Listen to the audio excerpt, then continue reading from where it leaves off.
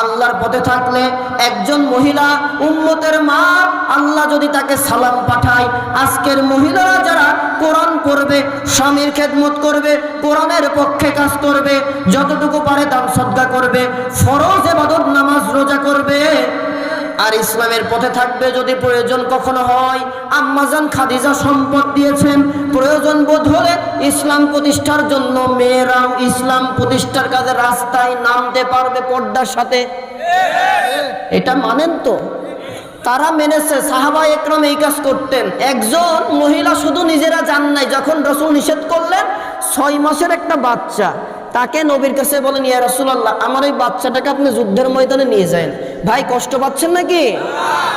আল্লাহ নবী বললেন, ও মহিলা, তুমি কি পাগল নাকি? এই বাচ্চাকে নিয়ে আমি কি করব?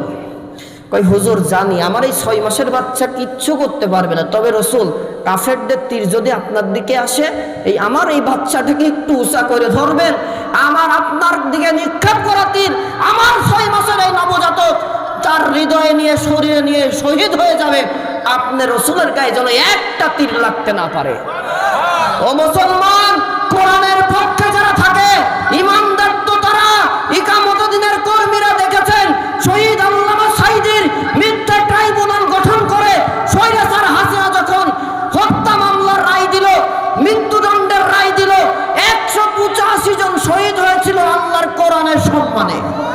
কিয়ামত পর্যন্ত ইসলামী আন্দোলনের কর্মী যারা হবে, দিন প্রতিষ্ঠার কাজ যারা করবে, এই দলের কর্মীরা নিজের আপন ভাইয়ের থেকেও বেশি আন্তরিক আরেকজন ভাইয়ের জীবন বাঁচানোর জন্য রাজপথে জীবন দেওয়ার প্রস্তুতি হয়ে থাকে।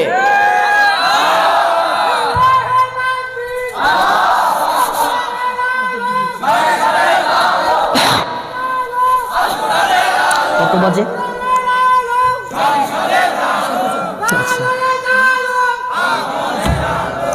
আলহামদুলিল্লাহ।